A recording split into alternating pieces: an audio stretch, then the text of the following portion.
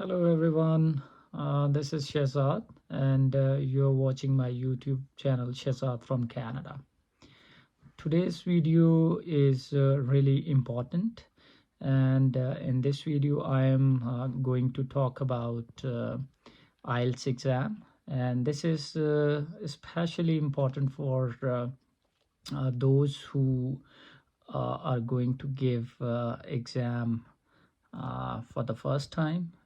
You can say for the beginners, it is really important to understand what is IELTS exam, what are the different types of the IELTS exam, and what are different components, what each component include. So I will be talking about all these important aspects, uh, especially when you want to select the exam. What are the factors that you need to consider while choosing the particular type of exam? So there are two main types of the IELTS exam, and these are IELTS academic and IELTS general.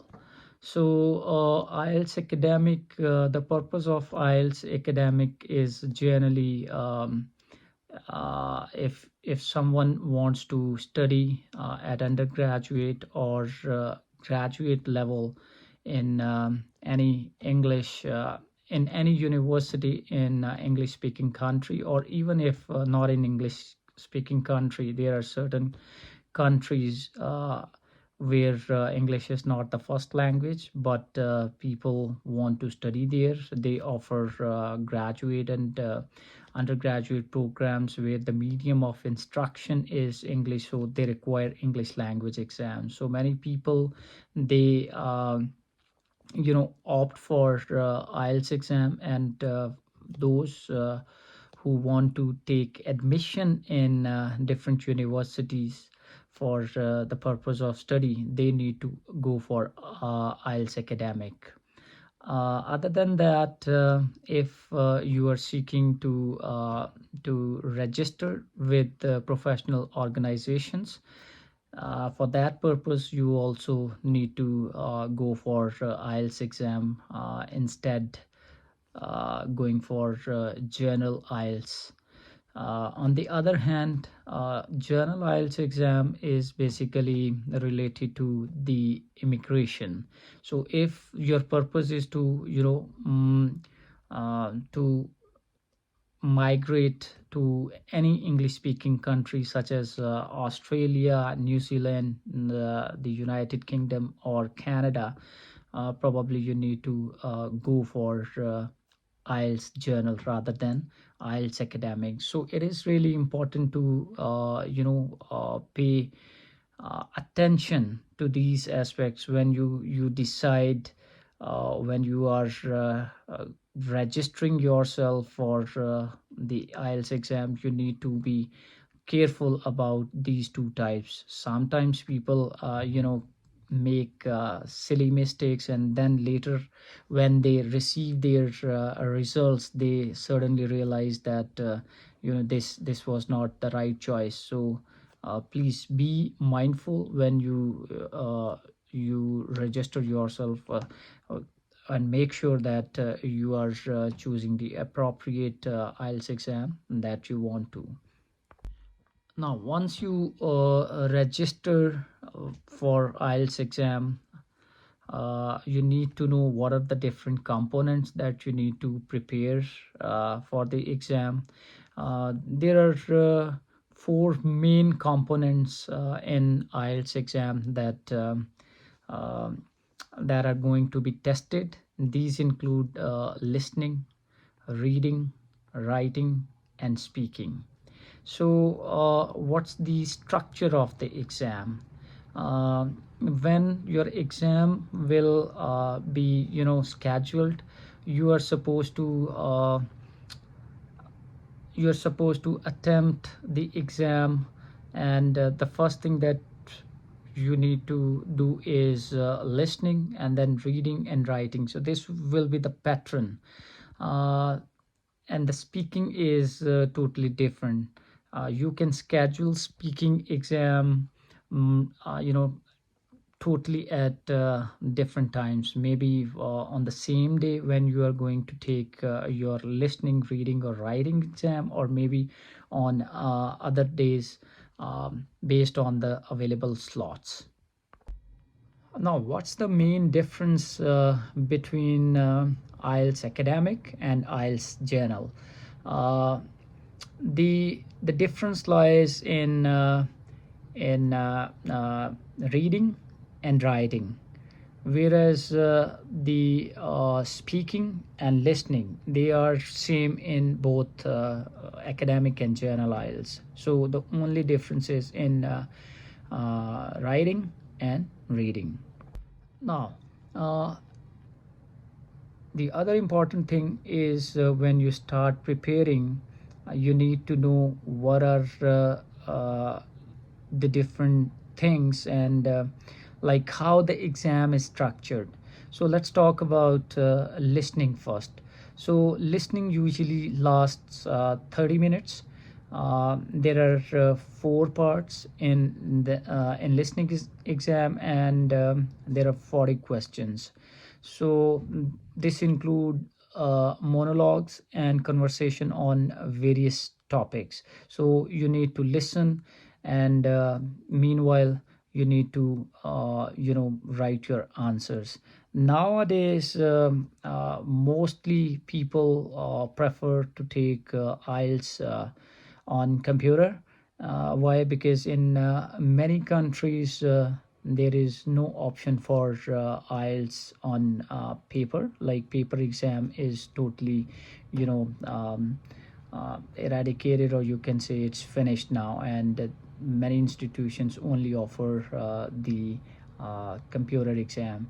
What I experienced is giving exam on IELTS, giving exam on computer is easy compared to paper, because it's pretty straightforward.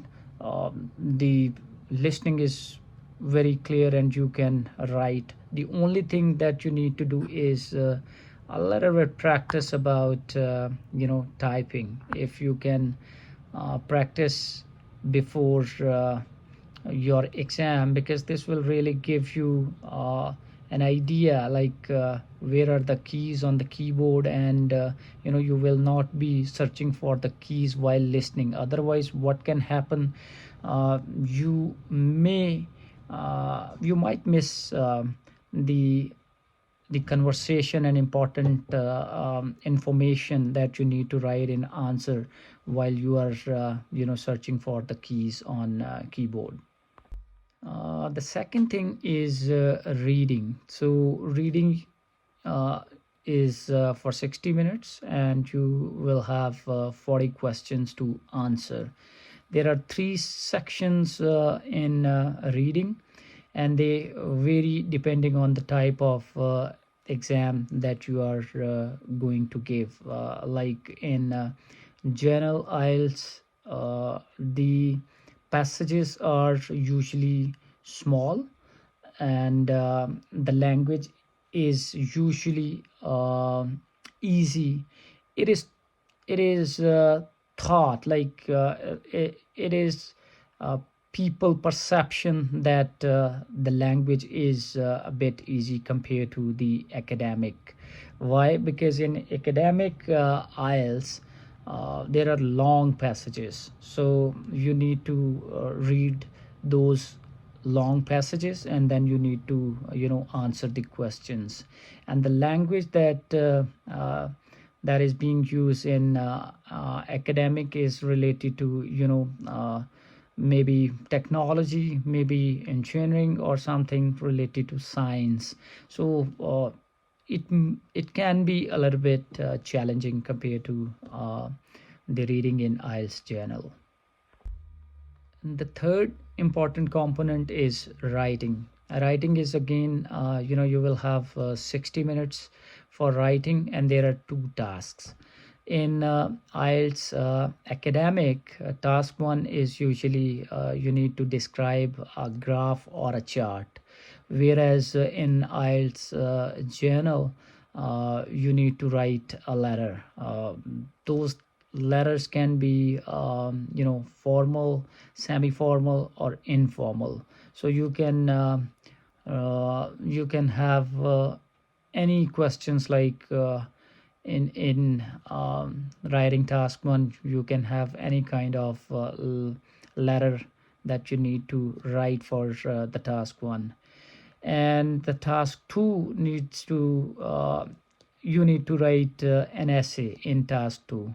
So there are different types of essays that you are supposed to write, but you will only get the one type of essay that you need to write. I will make a separate video on the types of essays and what are the techniques that you can use to achieve the desired band score. And the final component is speaking. Speaking usually lasts 11 or maybe 12 to 14 minutes, and there will be a face-to-face interview with an examiner. There are three parts again in speaking. There is introduction, a monologue on a given topic, and a discussion. So in the first part of the speaking section, you are supposed to have a brief introduction, and the questions are mostly related to your personal life. So examiner will ask you basic questions and you need to give brief answers, whereas in part 2 you will be provided with the topic and you need to make a small presentation, like not more than 2 minutes. And then finally there will be a discussion, and in this part, like this is the part 3 of the speaking. This is usually a continuation of part 2. The topic that examiner will give you in part 2, you will have a kind of discussion in part 3 related to that topic. But sometimes it can happen like the examiner can change the topic frequently, and this usually happens when examiner find that the participant or the candidate is actually a potential candidate for higher band score. So this can happen, like examiner can frequently change the topic of the discussion. So yeah, these were some of the important information related to IELTS exam. I hope you will find this information useful, and if you have any kind of questions, just write your questions in the box below. And if you like the video, please uh, share it and also comment. Thank you, and uh, I hope to see you again with other informative videos. See you soon. Bye for now.